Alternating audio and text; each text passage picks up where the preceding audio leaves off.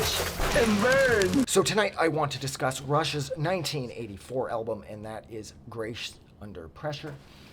Whenever I go to say the title of this record, I almost say Grace Under Fire, which is the name of that TV show that was on a bunch of years back. I don't know why that is, but every time I go to talk about this album with anybody, I'm like, yeah, dude, Rush's Grace Under Pressure is a really good record. And they're like, Grace Under Fire? What were you going to say? I was like, and then I have to tell the story about how every time I say the thing about Grace Under Fire. But yeah, that's what I always find myself being tempted to say when I talk about this record. I mean, to me, this is Rush's greatest 1980s album, like hands down.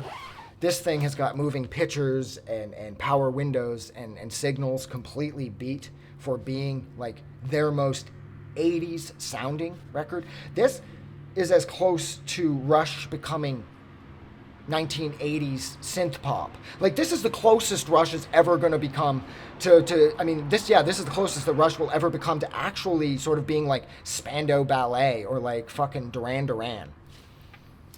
And, I mean, those three bands couldn't be less alike. But anyways, this does have that sort of oozing 80s catchiness to it that I still found that with moving pictures and power windows and signals, those records are so serious.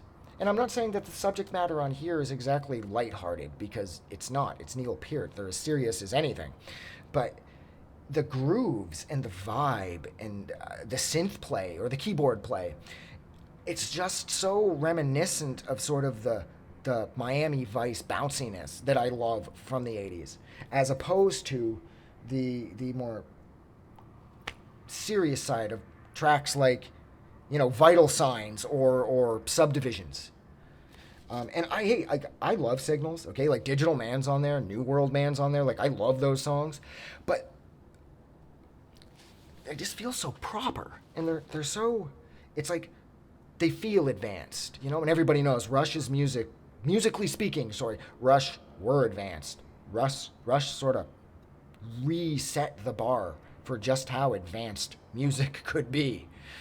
But it feels like, even though their ridiculous talents are on full display here, it's almost like they're putting being clever on the back burner for the sake of being as 80s as possible, which I think is completely unintentional here, you know?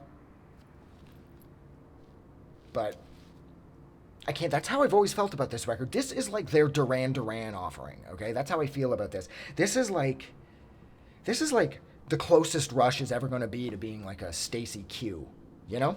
And I mean, with tracks, where is it? I mean, you got Distant Early Warnings on here, Red Sector A is on here, The Enemy Within is on here, fuck, I love that song, and Kid Gloves. Those are my four favorites. And I mean, The Enemy Within is like, I mean, Red Sector A and like Distant Early Warning, they're so 80s. And the music videos, I mean, the effects used, I mean, they remind me of like Duran Duran's video for A View to a Kill. And it's like, I love that. There's that sense of togetherness with Rush, who are always sort of seen as being musically superior to everybody else. But then now it's like they're sort of sharing the stage with their synth pop contemporaries. And it was something that Rush had always sort of steered clear of. It's like Rush was very popular, and like they were really popular in the 80s, but they still never really achieved that Duran Duran sort of teen adoration, like that level of like you know, like the Taylor Swift level of 80s fame, which would be the boys in Duran Duran, no doubt. But musically, this fits right in.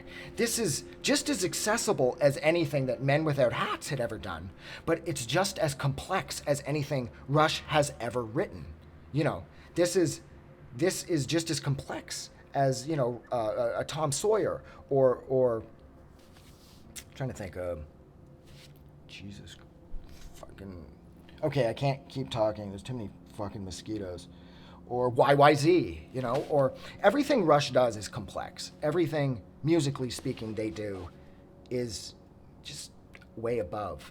But this record just kind of feels like they just threw caution to the wind and wrote fun, catchy 80s synth pop tracks, or as close to it as Rush could ever become. And I'm sure I'm probably alone on that, but this record does lack the seriousness that Moving Pictures and Signals did. It just feels like fun. And you don't see the guys in Rush sort of putting fun first. They're fun guys, but it always seems like when it came to writing music, they approached it like a mathematician.